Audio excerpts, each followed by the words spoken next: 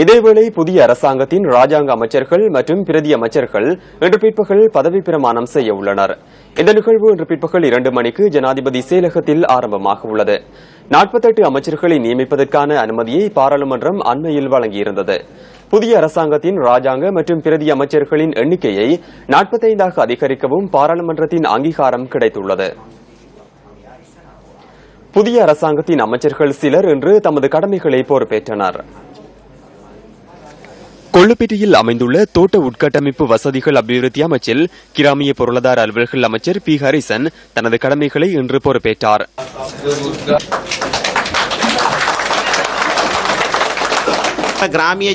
கிராம மக்களின் தேவைகளை அறிந்து அவர்களை பலப்படுத்துவதற்கான சரியான வேலை திட்டங்களை அமுல்படுத்துவதற்கு நாங்கள் எதிர்பார்த்துள்ளோம். கிராமிய அலுவல்கள் அமைச்சு என்ற ரீதியில் கிராமங்களை பலப்படுத்தி கிராம மக்கள் சுயமாக செயற்படுவதற்கான முயற்சிகளை ஊக்குவிப்பதே எமது கடமை மற்றும் எதிர்பார்ப்பாகும். அதனை முன்னெடுப்பதற்கான பலம் எமக்கு உள்ளது என்று நான் நினைக்கின்றேன். වගකීම සහ බලාපොරොත්තුව මං හිතනවා ඒක මට කරන්න පුළුවන් ඒ ශක්තිය තියෙනවයි කියලා.